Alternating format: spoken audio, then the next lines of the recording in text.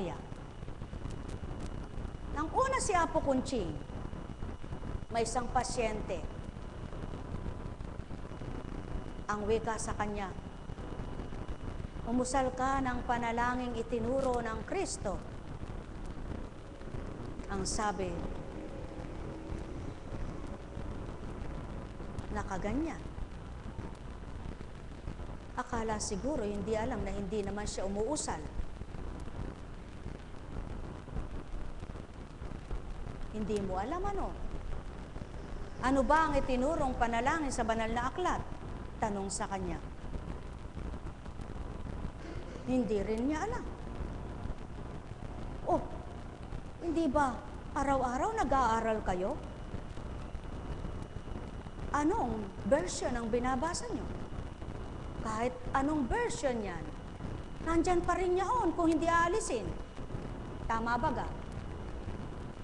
Ang Ama namin, sumasalangit ka. Alam niyo ba ga kung ano ang tugon? Wala sa amin noon eh. Kung magkagayon, ano ang itinuturo sa inyo? Akala'y si Kunching ang nagtatanong. Sambahin si Kristo. Si Kristo kaligtasan. O ba't di mo alam ang sinabi ni Kristo? Sagot na naman sa kanya. Alam ko, sabi niya. Alam mo pala. Bakit hindi kayo naniniwala na may binabahagi na ng banal na espiritu? At ang sabi mo, walang manggagamot kundi ang mga doktor na nag-aral. Paano kung baybayin ko sa iyo mula unang tipan hanggang bagong tipan? Ang mga nanggamot sa unang tipan at naggamot sa bagong tipan, mga taong ginamit sa pamamagitan ng Espiritong Banal. Paano mong nakilala ang sinasamba mo?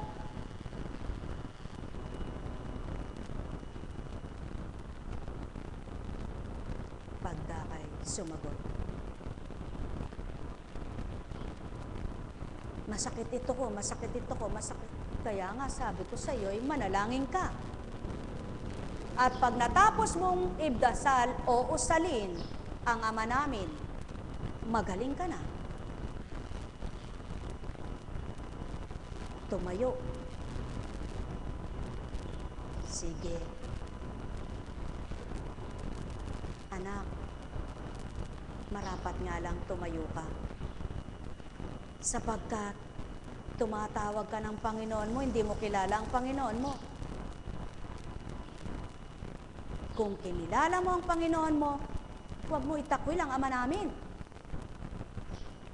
Sapagkat napakaganda ng nilalaman.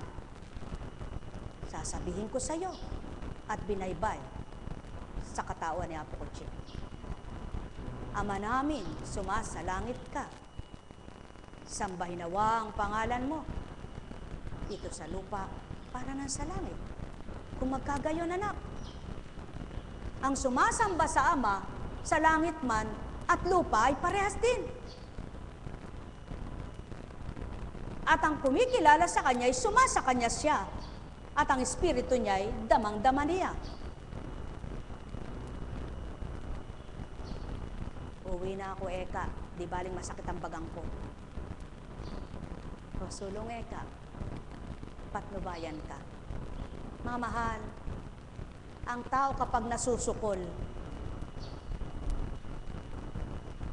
matigas ang loob, nalalaban. Kahit alam niyang mali, ipaglalaban niya ang mali. Huwag lamang siyang mapahiya sa kanyang kapwa. Sa kapwa mo, hindi baling mapahiya ka. Subalit sa Ama, huwag kang mahiya. Aminin mo ang pagkakamali mo at buong kababaan mong aminin ang di mo alam. Upang ang hindi mo alam ay ipabatid niya sa iyo at sa pagpapakababa mo, matuto ka ng dahil tinanggap mo ay siya. Mga mahal,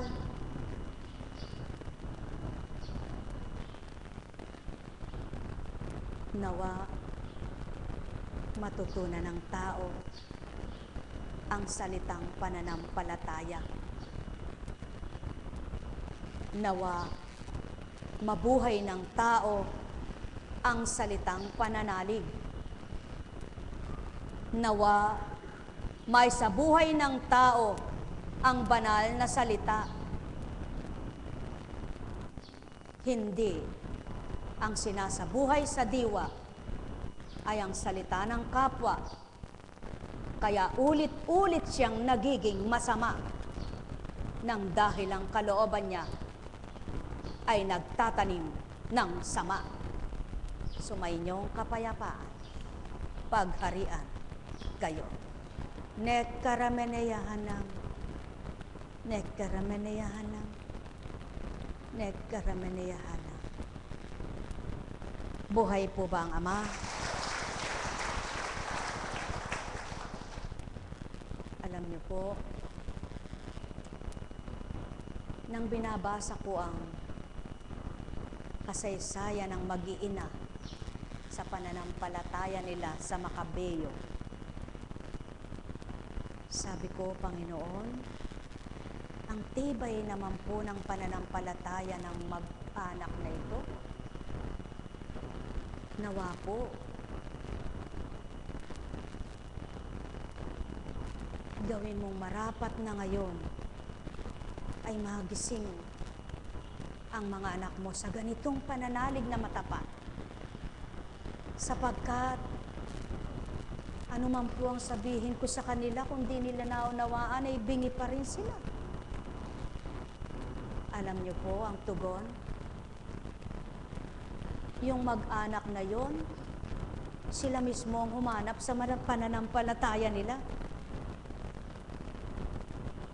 Kaya naipaglaban nila, sapagkat nadama nila. At ngayon din po pala, kapag nadama mo na pala ang Diyos mong